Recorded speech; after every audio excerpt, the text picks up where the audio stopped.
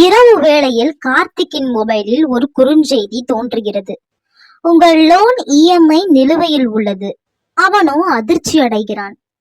அவன் உடனே அந்த ஆப்பை நிறுவுகிறான். அதில் ஒரு புதிய பக்கம், லோன் ஆக்டிவ் 10,000.